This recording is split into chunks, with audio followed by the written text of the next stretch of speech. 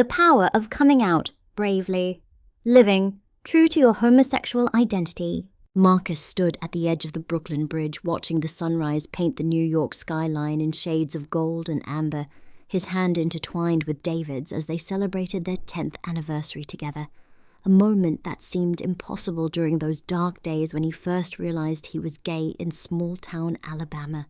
where being different meant being dangerous, where loving who you truly loved could cost you everything from your family to your life. Yet here he was, now successful, loved, and most importantly, free to be himself without masks or pretense, though the journey to this moment had been anything but easy, filled with nights of tears, moments of crushing despair and battles both internal and external that had tested every fiber of his being, but had ultimately forged him into someone stronger than he ever imagined possible. The memories of his youth in Montgomery still haunted him sometimes, especially on quiet mornings like this, when the world felt still, and contemplative memories of sitting in church pews while the pastor thundered about sin and damnation, knowing deep in his bones that the feelings stirring within him for his best friend Jake were exactly what was being condemned from the pulpit, feelings that made him question everything he had been taught about right and wrong. Good and evil, love and perversion, creating a war within himself that raged for years as he tried to pray away what he was told was wrong, tried to force himself to feel things for girls that simply weren't there, tried to become someone he wasn't, until the weight of the lie became heavier than any truth could ever be. His coming out story began not with a grand declaration, but with a whisper to himself in the mirror at age 19, finally admitting what he had known since he was 13 but had buried under layers of fear and self-hatred, saying the words aloud for the first time in his cramped dorm room at Auburn University, where he had fled, hoping that distance from home would somehow change who he was, only to discover that you can't run from yourself no matter how far you go. And that night, with tears streaming down his face, he spoke his truth to his reflection. 3 simple words that changed everything. I am gay. Words that felt like both a death sentence and a liberation. The beginning of an end, and the end of a beginning. A moment of such profound honesty that it shattered the carefully constructed facade he had maintained for so long. The first person he told was his roommate Carlos, a decision born more from desperation than planning when Carlos found him sobbing uncontrollably after another failed attempt at dating a girl named Sarah, who was perfect in every way except that kissing her felt like kissing his sister, and Carlos, instead of recoiling in disgust as Marcus had feared, simply sat beside him on the narrow dorm bed and said 4 words that Marcus would never forget. You're still my brother. Words that planted the first seeds of hope that maybe, just maybe, he could live as himself and still be loved, still be accepted, still be worthy of friendship and respect, though he knew that not everyone would react with such grace and understanding. The journey from that dorm room confession to standing on the Brooklyn Bridge took him through valleys of rejection and mountains of acceptance, through losing his family when he came out to them during Christmas break of his junior year, his father's face turning purple with rage as he ordered Marcus out of the house, his mother crying silently in the corner,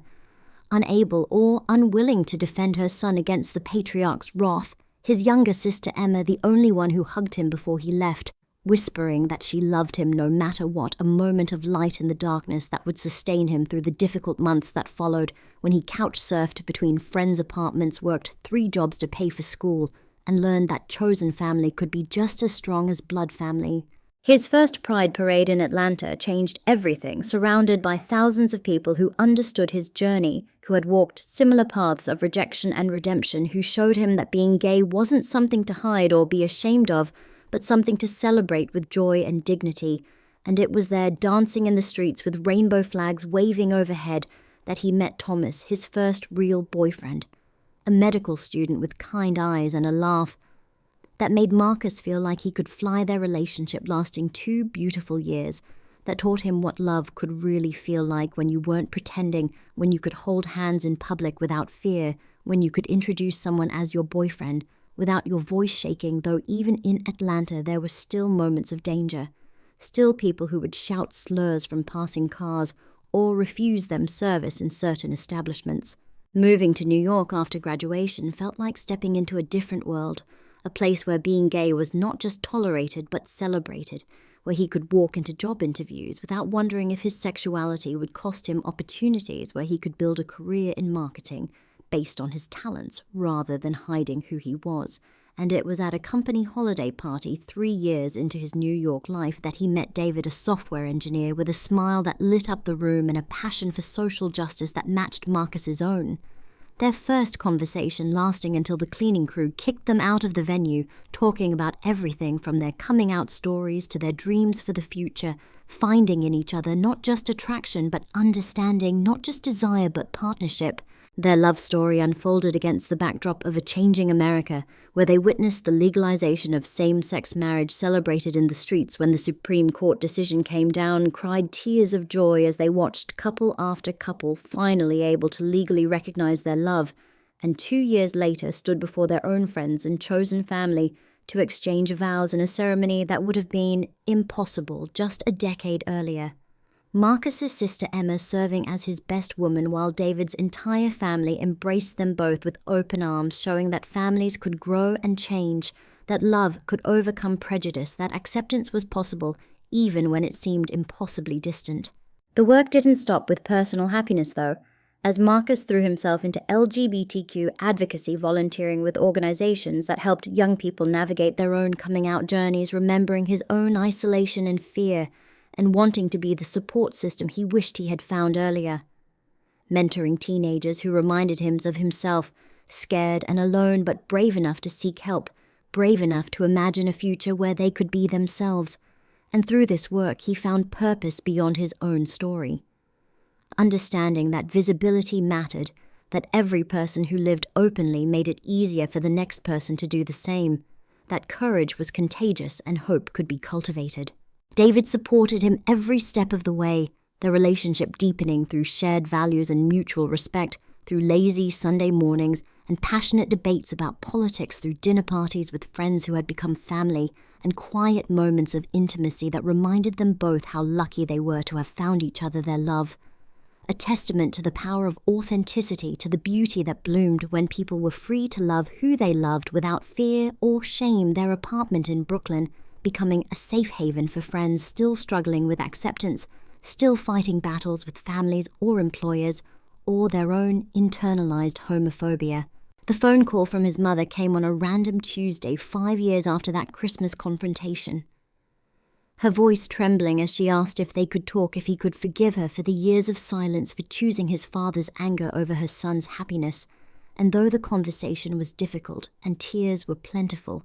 it marked the beginning of a slow reconciliation. Monthly phone calls that gradually became weekly tentative visits that evolved into genuine connection, his mother eventually meeting David and seeing the love between them. Understanding finally that her son's happiness was not despite his sexuality, but intertwined with it, that the person he had become was shaped by every part of his journey, including the parts she had initially rejected. His father's acceptance came later and more quietly. A handshake at Emma's wedding where Marcus was his husband's +1, a nod of acknowledgement that spoke volumes without words, small steps toward healing that showed how time and persistence could soften even the hardest hearts. Though Marcus knew that not everyone was fortunate enough to experience family reconciliation, that many in the community carried wounds that would never fully heal. That chosen family remained essential for those whose blood relatives could not move past prejudice, and he honored those experiences too, understanding that there was no single right way to navigate family relationships after coming out. The corporate world brought its own challenges and triumphs as Marcus rose through the ranks, becoming one of the youngest creative directors at his agency, using his position to push for more inclusive advertising to ensure that LGBTQ stories were told with authenticity and respect, fighting battles in boardrooms that were different from but connected to the battles in the streets, advocating for domestic partner benefits before marriage equality, pushing for transgender inclusive policies, mentoring young LGBTQ professionals who were navigating their own career journeys, showing by example that being out and proud in the workplace was not a liability, but an asset. That diversity of experience led to better ideas and stronger companies. David's journey paralleled his own in many ways, using his tech skills to develop apps that connected LGBTQ youth with resources, and support-building platforms that could have saved lives if they had existed when they were teenagers. Their shared commitment to giving back, strengthening their bond, and giving their success deeper meaning. Understanding that their privilege of living openly in New York came with a responsibility to those still fighting for basic acceptance in less welcoming places. Those in small towns like the one Marcus had fled, those in countries where being gay was still illegal. Those whose intersecting identities made their journey even more complex and challenging. The adoption process tested them in new ways, navigating systems that were still learning how to handle same-sex couples facing scrutiny that straight couples would never encounter, proving their worth as potential parents over and over again, until finally, after 2 years of paperwork and home visits and background checks, they brought home baby, Sarah, named after David's grandmother, a tiny, perfect human who would grow up in a world where having 2 dads was simply her normal, where love was love without qualification or explanation, where she would never have to hide who her family was or feel shame about the people who tucked her in at night and cheered at her soccer games. Parenting while gay brought unexpected moments of activism, from choosing pediatricians who wouldn't blink at 2 fathers on the forms to educating well-meaning but ignorant playground parents who asked invasive questions about which one was the real dad.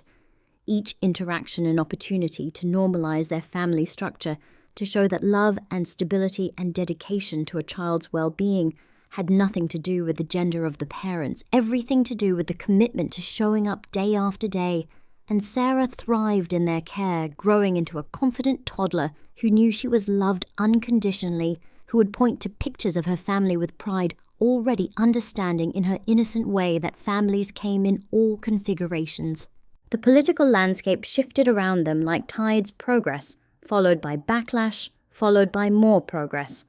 Each election cycle bringing new anxieties about whether their rights would be protected or challenged, teaching them that equality was not a destination but an ongoing journey that required vigilance and participation, showing up to vote, to protest, to donate, to speak out even when they were tired, especially when they were tired, because the price of freedom was eternal vigilance and the work was never truly done. But they faced each challenge together. Their love a form of resistance against those who would prefer they didn't exist. Marcus often thought about his younger self, that terrified boy in Alabama who thought he was broken, who prayed to be fixed, who considered ending his life rather than living as a disappointment to everyone he loved, and wished he could travel back in time to tell that boy that it would get better, that the pain was temporary, but the joy on the other side was real and lasting,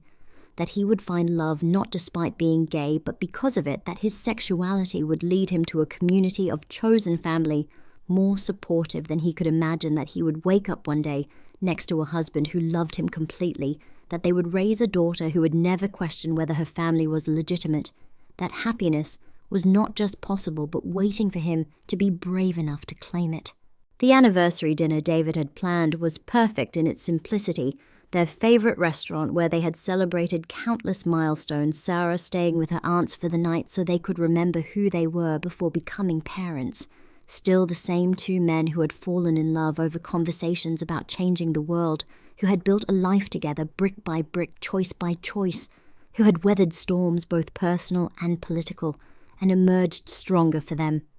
Their love deepened by shared struggles and multiplied joys by the decision to face whatever came next as a team, as partners, as the family they had chosen and created and defended against all odds. Looking around the restaurant at other couples, some straight, some gay, some configurations that defied easy categorization, Marcus felt a profound gratitude for the pioneers who had come before them, those who had rioted at Stonewall when he was just a child, those who had died during the AIDS crisis while fighting for recognition and treatment,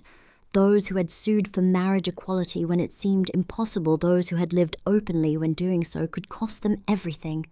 Understanding that he stood on the shoulders of giants who had made his relatively easy life possible, that his visibility and success were built on foundations of sacrifice and courage he could barely fathom. The young waiter who served them wore a subtle pride pin on his uniform, catching Marcus's eye and smiling in recognition, a small moment of connection that spoke to how far things had come when identifying as part of the community could happen casually in a workplace when allies wore rainbow pins during Pride Month without fear. when being gay was just one aspect of a person's identity rather than the defining characteristic that overshadowed everything else, though Marcus knew this progress was fragile, that there were still places in America and around the world where that waiter would have to hide, where Marcus and David couldn't hold hands, where their marriage wasn't recognized, where their daughter wouldn't be safe. David raised his glass for a toast, his eyes shining with unshed tears as he spoke about their decade together, about how Marcus had taught him that love could be both fierce and tender, that partnership meant showing up even when it was hard, that building a life together was the greatest adventure he could imagine. And Marcus found himself crying too, not from sadness, but from an overwhelming sense of completion of having traveled so far from that scared boy in Alabama to this moment of absolute contentment surrounded by love he had once thought impossible, living a life that exceeded his wildest dreams, not because it was perfect, but because it was authentic, because it was his, because he had been brave enough to claim it. The walk home through Brooklyn streets humming with life reminded them why they had chosen this place where rainbow flags flew year-round, not just during Pride Month, where their daughter could grow up, seeing all kinds of families reflected in her community, where being different was celebrated rather than merely tolerated, though they both knew their privilege and tried to use it wisely, supporting organizations that helped LGBTQ people in less accepting places, donating to homeless shelters that specifically served queer youth, understanding that their comfortable life came with responsibilities to those still struggling, still fighting battles they had already won, still searching for the acceptance and love that Marcus and David had found in each other. Sarah's artwork covered their refrigerator stick figures of her two dads, holding hands with her in the middle, rainbows drawn with every color crayon in the box.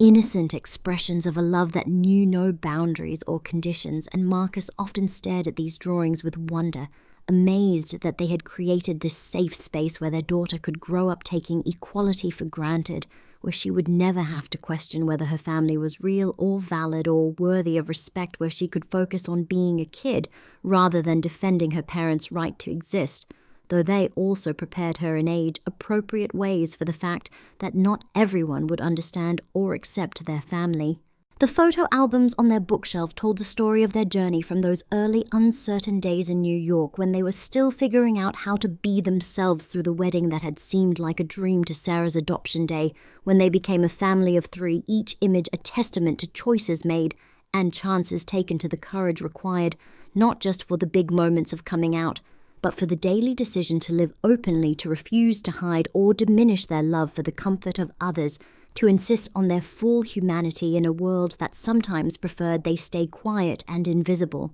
But they had learned that visibility was its own form of activism, that living well and openly was a political act. Marcus's work with LGBTQ youth had shown him how much had changed and how much hadn't, meeting kids who came out in middle school with full support of their families, alongside others who faced the same rejection and homelessness he might have experienced if he'd been braver younger. The statistics still heartbreaking about suicide rates and homelessness among queer youth, but also signs of hope in the form of gay-straight alliances in schools' inclusive curricula that taught LGBTQ history parents who attended PFLAG meetings to better understand and support their children, a patchwork of progress that gave him hope, even as it highlighted how much work remained to be done, how many young people still needed to hear that it got better, that they were perfect, exactly as they were. The coronavirus pandemic had tested their relationship in new ways, confined to their apartment with a toddler.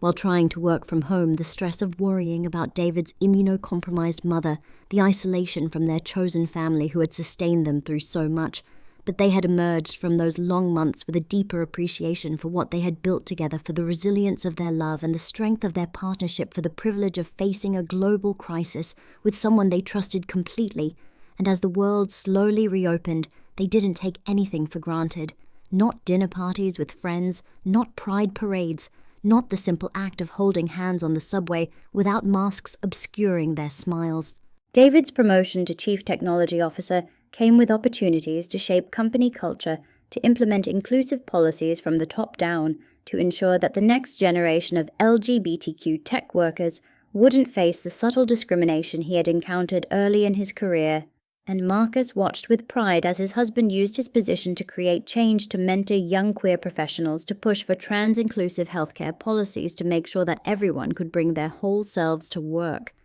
Understanding that representation in leadership mattered, that seeing openly gay executives gave permission to others to aspire to similar heights without hiding who they were. Their summer vacation to Provincetown felt like a pilgrimage to one of the few places in America where being gay had been unremarkable for decades, where their family blended into a tapestry of all kinds of families, enjoying the beach and ice cream and art galleries, where Sarah played with other children of LGBTQ parents without anyone batting an eye, where Marcus could glimpse what the world might look like if acceptance was the default rather than the exception. Though even in this haven they met older couples who told stories of when things were different, when even Provincetown wasn't always safe reminders that progress was recent and required protection. The decision to try for a second child brought new conversations about representation and identity, about whether to use the same egg donor so the children would be biologically related, about whose sperm to use this time, navigating questions that straight couples never had to consider,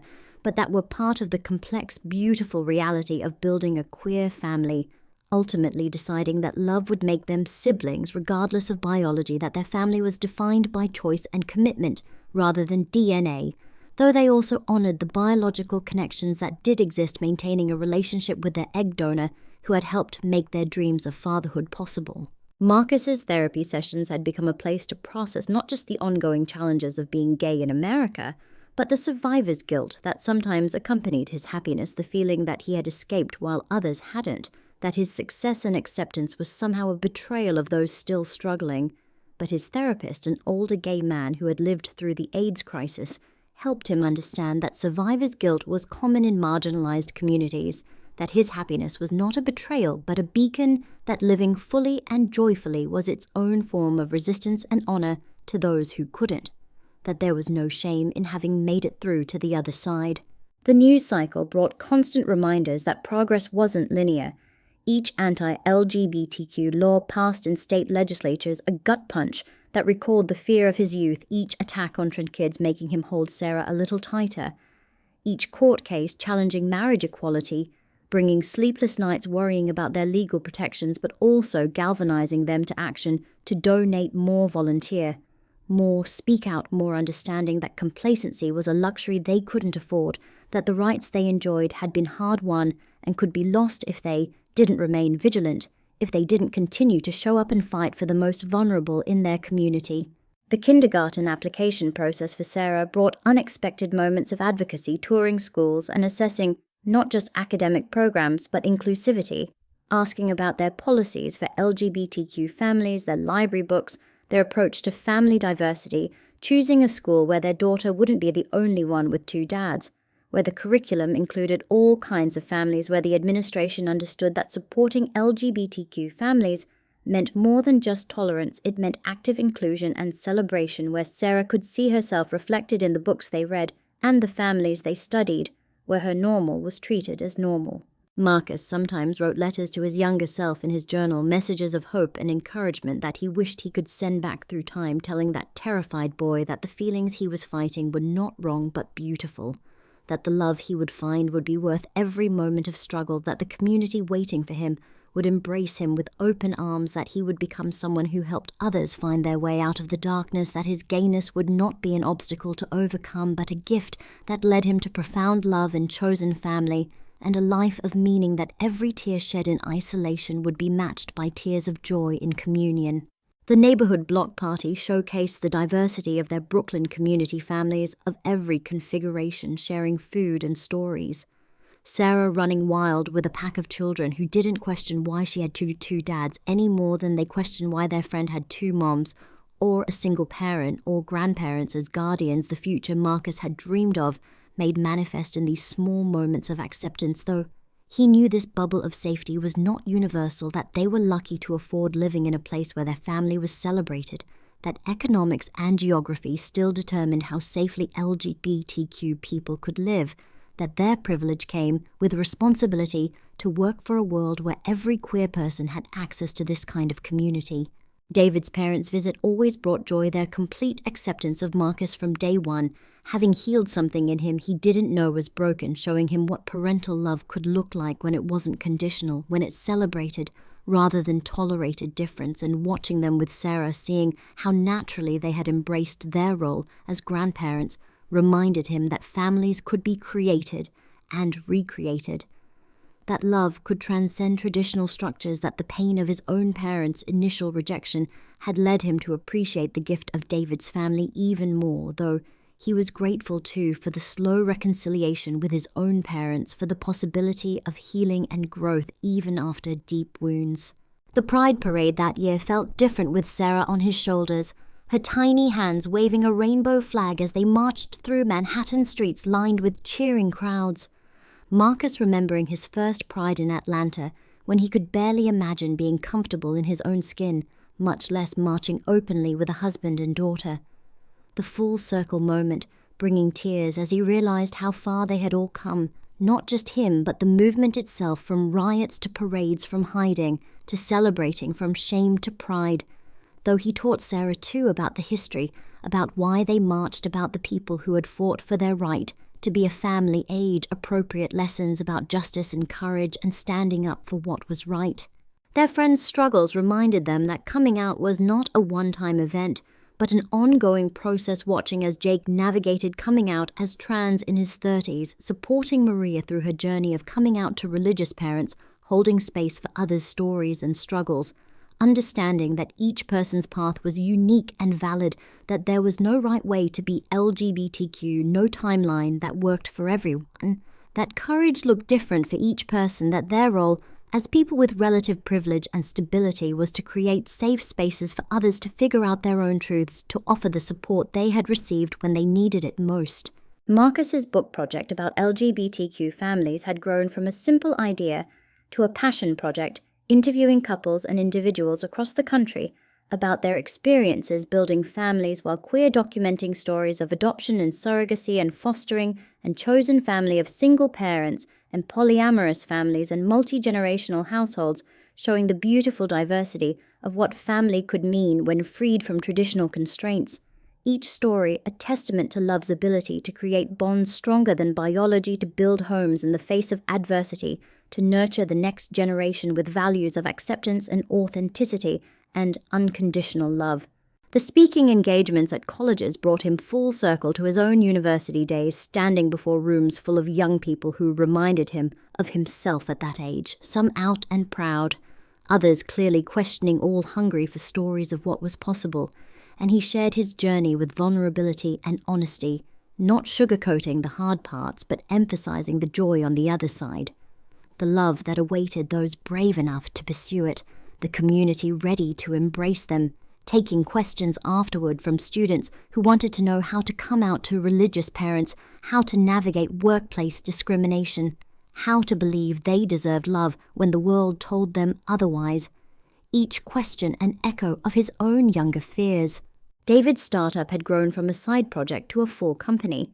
Their LGBTQ youth app now serving millions of young people worldwide, connecting them with resources and support and community. The success bittersweet as they read testimonials from users who credited the app with saving their lives, who found hope in the connections made through their platform, understanding that technology could be a lifeline for isolated queer youth in ways that hadn't existed when they were young, that a smartphone could provide access to community and support that geography or family situation might otherwise deny, though they also worked hard to ensure safety features protecting vulnerable users from predators or family surveillance. The anniversary trip to Paris felt like a dream, walking hand in hand along the Seine without a second thought, kissing at the top of the Eiffel Tower with other couples experiencing the freedom of being unremarkable in their love. Just another married couple enjoying a romantic getaway, though they carried with them always the awareness that this freedom was not universal, that there were countries where their love was illegal, where their marriage was not recognized, where they could be imprisoned, or worse, for the simple act of holding hands, the privilege of travel itself, a reminder of how fortunate they were, while also strengthening their commitment to fighting for global LGBTQ rights. Sarah's questions about their family grew more complex as she got older, moving from simple acceptance to wanting to understand why some people didn't think families like theirs should exist, requiring careful conversations about prejudice and fear and the importance of standing up for what was right, teaching her to be proud of who she was and where she came from, while also preparing her for a world that wouldn't always be kind, giving her the tools to respond to ignorance with grace and strength, to know that other people's discomfort with their family was not her burden to carry, that she never had to apologize for having parents who loved each other and loved her. The podcast Marcus started had become a beacon for LGBTQ people navigating their own journeys, each episode featuring conversations with queer elders who had paved the way, young activists pushing boundaries, parents learning to support their LGBTQ children allies, using their privilege for good, creating an audio archive of stories and strategies, and hope listeners writing in from small towns and big cities alike to share how the stories had impacted them, how hearing others' journeys had given them courage to take the next step in their own.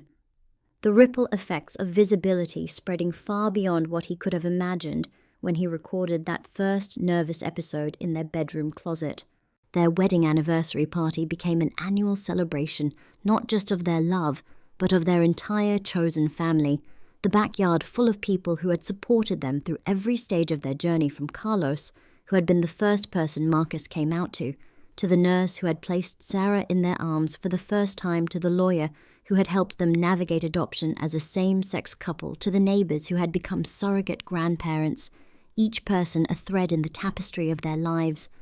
Proof that family was about showing up and staying connected and choosing love over fear again and again. That blood might make you related, but loyalty made you family. Marcus often returned to that moment on the Brooklyn Bridge, how far he had traveled from Alabama to New York, from self-hatred to self-love, from isolation to community, from fear to freedom. Understanding that his story was both unique and universal, that every LGBTQ person had their own version of this journey, their own bridges to cross, their own moments of choosing authenticity over safety, and he felt honored to be part of this larger story, this ongoing movement towards justice and acceptance, this proof that love could indeed win when people were brave enough to claim it, to fight for it, to refuse to accept anything less than full equality and dignity. The future stretched before them, full of possibility and challenge, knowing there would be more battles to fight, more progress to defend, more young people to mentor, more stories to tell, but facing it all with the strength that came from living authentically, from being surrounded by love, both chosen and born from knowing that they had already survived the hardest part. The coming out to themselves, the choosing to live truthfully in a world that often preferred comfortable lies and everything else was just details, just life being lived openly and proudly and without apology, their very existence a form of resistance and hope for those still finding their way. David squeezed his hand as the sun finished its rise over the city. They had made their home this place of refuge and possibility, where their daughter would grow up taking equality for granted, where their love was legally recognized and socially celebrated, where they could build careers and community and family without hiding any part of themselves. And Marcus squeezed back, no words needed between them. After all these years, just the simple presence of another person who understood the journey, who had chosen to walk beside him through whatever came next, who made every challenge bearable and every joy doubled, who proved daily that the love he had once thought impossible was actually the most natural thing in the world. The walk home took them through neighborhoods that told the story of New York's diversity, past the lesbian couple with their new baby, the trans man walking his dog, the elderly gay couple who had been together 50 years, the straight allies with pride flags in their windows, the whole beautiful, messy tapestry of humanity in all its forms. And Marcus felt such gratitude for this place and time, for the accidents of history that had allowed him to live openly, for the fighters who had come before, for the young people who would carry the torch forward, for David beside him, and Sarah waiting at home, for the simple, profound gift of being able to love who he loved, without hiding, without shame, without fear, just love in all its transformative power. As their building came into view, Marcus thought about all the young people still trapped in small towns like the one he had fled, still sitting in church pews hearing that they were wrong, still crying themselves to sleep and praying to be different.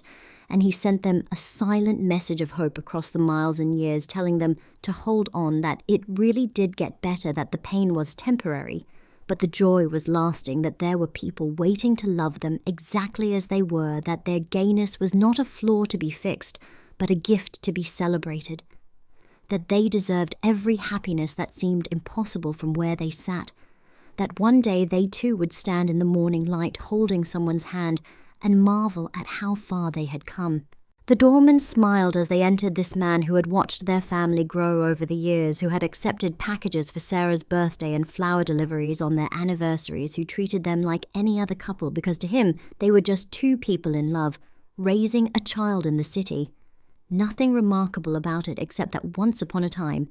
it would have been illegal, impossible, unimaginable, but here they were anyway, living proof that love found a way, that courage created possibilities, that coming out was not just about individual freedom, but about collectively reshaping what family and love and normal could mean for everyone who came after leaving the world a little wider and brighter than they had found it. Sarah's sleepy greeting when they picked her up from the neighbors reminded them what all the fighting had been for this child, who would grow up in a world where marriage equality was settled law when she was born, where her classmates had all kinds of families, where love was love without qualification, where she could dream any dream without worrying whether her sexuality would limit her options, where she could fall in love with whoever captured her heart.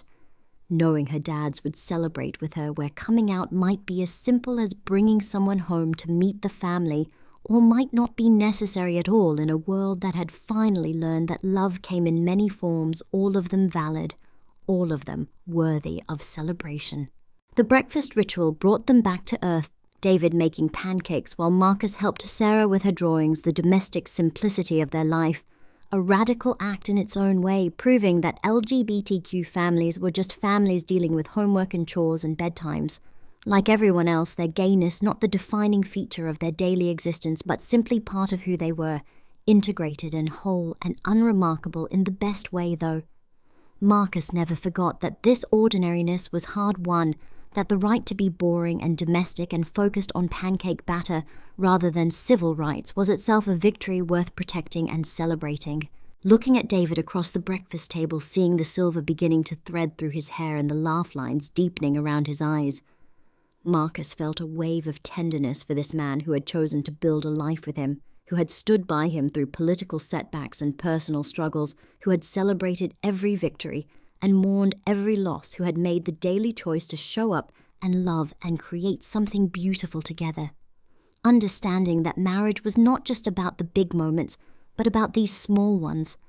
these quiet mornings when love looked like passing the syrup and reminding each other about afternoon appointments and deciding whose turn it was to read the bedtime story. The photo on the mantel from their wedding day seemed like it was from another lifetime, two younger men who couldn't quite believe their luck, who were still amazed that they could legally call each other husband, who had no idea about the adventures awaiting them, the challenges they would face, and overcome the depth of love. They would discover the family they would create, the lives they would touch through their visibility and advocacy. And Marcus felt grateful for those younger selves who had been brave enough to say yes to love, to commitment to building something together, despite not knowing what the future held, trusting that love would be enough to see them through. Sarah's artwork had evolved from simple stick figures to more complex representations of their family, including now the baby brother they were in the process of adopting another little boy who would grow up with two dads and a sister who adored him,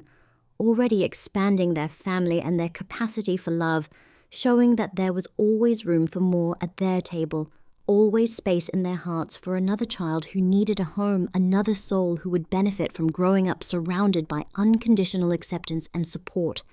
another person who would carry forward the values of love and authenticity and courage they tried to model every day. The community garden where they volunteered on weekends had become another form of family, working alongside neighbors of all ages and backgrounds to create something beautiful in the middle of Brooklyn.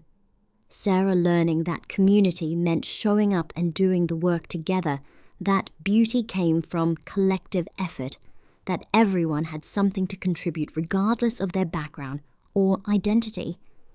The garden itself a metaphor for the diverse community they were cultivating, where different plants supported each other and created an ecosystem more beautiful and resilient than any single species could achieve alone, where Marcus could work side by side with the elderly Italian woman who had initially been suspicious of their family, but now brought them cookies every Christmas, proof that proximity and shared purpose could overcome prejudice. That change happened one relationship at a time. The school board meeting about inclusive curriculum brought out both the best and worst in their community.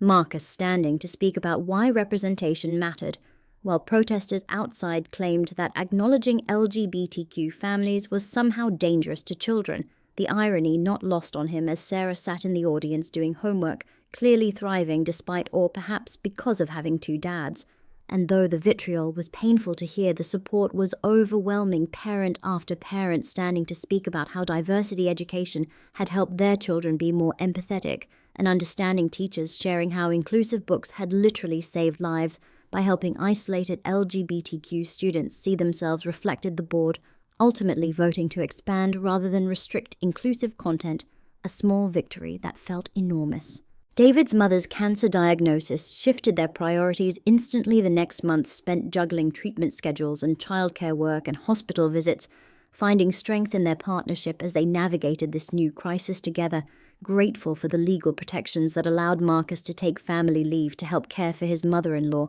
for the hospital staff, who never questioned his right to be there, for the way their community rallied around them with meal trains and babysitting offers, showing that chosen family showed up in crisis just as much as in celebration, that the bonds they had built over years of authenticity could weather any storm. The recovery period brought unexpected gifts, David's mother staying with them during treatment and getting to know Sarah in a deeper way, reading stories and sharing family history, creating memories that would sustain them all through whatever came next. Her acceptance of Marcus having evolved from polite tolerance to genuine love over their years together, telling him during one chemotherapy session that she was grateful her son had found someone who loved him so well that she couldn't imagine their family without him. Words that healed wounds Marcus hadn't even realized were still tender, proving that acceptance could deepen over time, that initial reactions weren't always final positions. Marcus's 40th birthday party became a celebration of chosen family, the backyard full of people who had walked alongside them through various stages of their journey, from the early days of uncertainty to this moment of stability and joy, each person representing a choice to be vulnerable, to trust, to build connection despite the risks. And as he looked around at the faces of people who had become his world, he thought about that scared 19-year-old who couldn't imagine anyone loving him if they knew the truth, wishing he could show that boy this moment, this proof that authenticity led not to isolation but to deeper connection than he had ever imagined possible. The kindergarten graduation ceremony for Sarah hit differently than expected, watching their daughter confident and beloved by her classmates, seeing how naturally the other parents included them in planning and celebrations, remembering their own fears about whether she would face discrimination because of their family structure. Instead, finding that she was thriving precisely because she had been raised in an environment of unconditional love and acceptance, her normal, including not just her two dads, but the entire extended chosen family that surrounded her with support, proof that children needed love and stability, not any particular family configuration. Starting couples therapy wasn't about crisis, but about growth, wanting to be the best partners and parents possible, working through the accumulated stress of careers and parenting and advocacy, learning new ways to support each other as they entered their 40s, understanding that even the strongest relationships needed maintenance and attention, that love alone wasn't always enough without the skills to navigate conflict and change. David joking that if straight couples could go to therapy without stigma, then gay couples should get double credit for doing the emotional work, both of them committed to modeling healthy relationship dynamics for their children and community. The adoption of their son Malik brought new dimensions to their family. A beautiful black boy who would need them to step up their advocacy in different ways to ensure he grew up proud of all aspects of his identity, to fight against racism with the same fervor they fought homophobia, understanding that their privilege as white men came with responsibilities to use their resources and platform for racial justice to raise both their children to be accomplices, not just allies, to create a family where everyone's full identity was celebrated and protected, where love meant showing up for all struggles, not just the ones that affected them directly. Marcus's parents' visit for Malik's first birthday marked how far they had all come.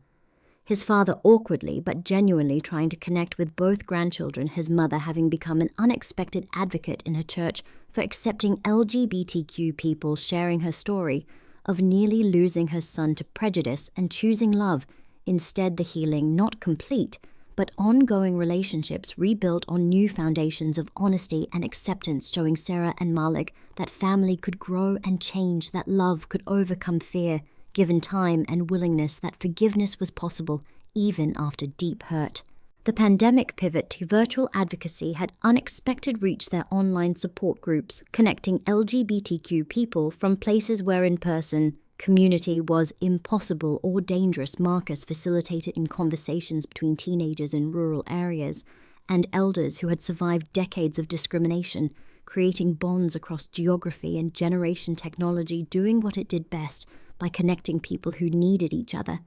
The chat logs full of stories that reminded him why visibility mattered, why every person who lived openly made it easier for someone else to imagine their own freedom, why the work was far from over, despite all the progress made. David's decision to leave tech for teaching felt right, even though it meant a pay cut. Watching him come alive in the classroom, sharing his passion for coding with the next generation, making sure LGBTQ students saw themselves reflected in tech leadership, creating an inclusive environment where all students could thrive, his fulfillment worth more than any salary difference, their life stable enough to prioritize purpose over profit, both of them having learned that success meant different things at different life stages, that their children needed to see them choosing meaning over money, modeling that values mattered more than wealth. The family camping trip to national parks became an annual tradition, teaching their children to appreciate nature, while also navigating spaces that weren't always welcoming to families like theirs. Most interactions positive, but occasional cold shoulders reminding them that acceptance wasn't universal, using those moments as teaching opportunities about resilience and dignity, about not letting other people's limitations shrink their world. Sarah becoming protective of her younger brother, and her family structure developing a fierce pride that made Marcus simultaneously proud and sad that she needed such armor so young, though grateful she had it. Marcus's second book focused on LGBTQ elders, documenting stories of people who had lived through decades when being out could cost everything, who had lost partners to AIDS while being denied hospital visitation rights, who had fought for basic dignity and recognition, who had created underground communities and chosen families when biological families rejected them. Their resilience and joy, despite everything, inspiring him daily, their stories' essential history that risked being lost if not documented. Each interview, gift and responsibility, carrying forward memories and lessons that younger generations needed to hear. The speaking invitation to his Alabama high school felt like coming full circle, returning to the place he had fled, to share his story with current students, the administration surprisingly supportive, though some parents protested, the auditorium fuller than expected, with young people hungry for hope, for proof that life existed beyond their small-town limitations, his voice steady as he told them about the journey from self-hatred to self-love, from isolation to community, from fear to freedom. Taking questions afterward from students who reminded him so much of himself, seeing in their eyes the same mixture of terror and hope he had once carried. After the official event, a small group of LGBTQ students met with him, privately sharing their own struggles and dreams, forming connections that would continue through email and social media. Marcus understanding that this was why he had needed to come back to be the adult he had wished for in his own youth, to plant seeds of possibility in ground that seemed barren but was actually fertile with potential. Leaving his hometown again, but this time with hope rather than desperation, knowing he had lit candles that would continue burning after he left. The message from one of those students 6 months later saying he had come out to his parents and they were working through it together, that Marcus's story had given him courage to believe in the possibility of acceptance, reminded him why visibility mattered even when it was exhausting, why every coming out story created ripples that touched lives in ways they might never know, why living authentically was both a personal choice and a political act,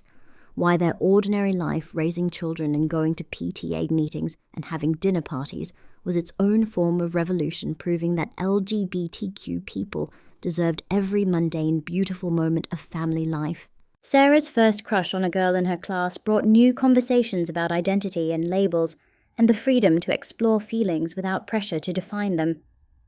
Marcus and David, careful to create space for her to discover herself at her own pace, to know that whoever she loved would be celebrated in their home, that she had the freedom they had fought, to create the option to be openly herself from the beginning, rather than hiding for years, though also preparing her for the fact that not everyone would understand, that her journey might include challenges they couldn't prevent, but would always help her navigate. The community center they helped establish became a beacon for LGBTQ youth in Brooklyn, offering everything from homework help to support groups to art classes, creating the kind of space Marcus had desperately needed in his own youth, watching young people find their voices and their pride discover talents and passions beyond their sexuality, while also celebrating that part of themselves, building networks of support that would sustain them through whatever challenges lay ahead. The center proof that visibility led to resources, that being out and successful created opportunities to give back, to make the path easier for those coming behind. David's 50th birthday celebration filled their home with decades of chosen family friends from every stage of their journey together, the house echoing with laughter and stories, and children running through the rooms, Marcus watching his husband surrounded by love and thinking about all the birthdays they had celebrated together, all the ordinary moments that added up to an extraordinary life, the privilege of growing older together when so many in their community had been denied that chance each year, a gift not to be taken for granted, each grey hair earned through surviving and thriving. The college tours with Sarah brought unexpected emotions, visiting campuses where she could be fully herself from day one, where LGBTQ resource centers were prominent and proud, where she wouldn't have to hide any part of her identity, or her family, such a different experience from Marcus's own college years spent terrified in the closet. And though part of him grieved for what he had missed mostly, he felt joy that his daughter would never know that particular pain that the work of his generation had created, easier paths for hers, that progress, while fragile, was also real and tangible in these moments. Malik's questions about why he looked different from his dad's led to beautiful conversations about how families were formed by love, not just biology, about the special gift of being chosen, about how his birth mother's difficult decision had created their family. Marcus and David working with child therapists to ensure they handled adoption questions in healthy ways, connecting with other transracial adoptive families for support and wisdom, committed to raising Malik with pride in his Black identity and heritage, understanding that love meant doing the work to be the parents he needed, not just the parents they knew how to be. The March on Washington for LGBTQ rights brought their whole family, Sarah and Malik, old enough now to understand why they were there, to feel part of something bigger than themselves, the crowd massive and diverse and joyful, despite the serious purpose, Marcus lifting Malik onto his shoulders so he could see the sea of people fighting for justice and dignity. David and Sarah beside them, holding signs about love and family. The four of them, one tiny part of a movement that stretched back decades and would continue long after they were gone, each generation building on the work of the previous one. The unexpected job offer for David in San Francisco prompted family meetings about what mattered most, weighing career opportunity against community roots, ultimately deciding that their life in Brooklyn with their chosen family and established networks meant more than any salary increase, teaching their children through actions that money wasn't everything, that community and connection had value beyond dollars, that success meant different things to different people, that they had the privilege to make choices based on values rather than just economics,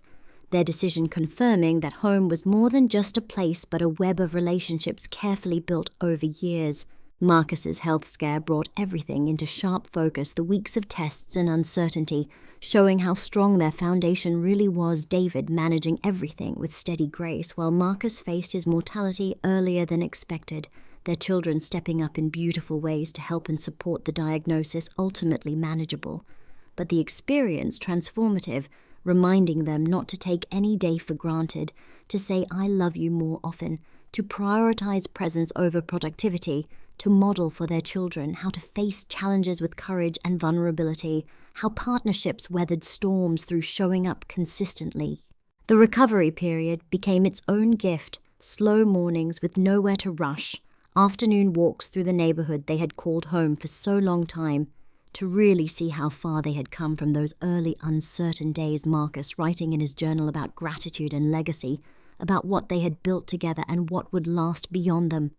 understanding that their greatest accomplishment wasn't any individual achievement, but the family they had created, the community they had nurtured, the small part they had played in making the world safer for LGBTQ people to live authentically. Sarah's college acceptance letters arrived with choices they couldn't have imagined in their youth schools across the country, where she could study what she loved while being fully herself, where her essays about growing up with two dads were seen as assets, not liabilities, where diversity was actively recruited and celebrated. Marcus and David, watching with pride and some sadness as she prepared to leave the nest, knowing they had raised someone strong and confident and ready to make her own mark on the world, trusting that the values they had instilled would guide her through whatever came next. The empty nest phase approaching with Malik still in middle school gave them time to rediscover each other as partners, not just parents, planning adventures they had postponed while raising children, reconnecting with parts of themselves that had been dormant during the intensive parenting years,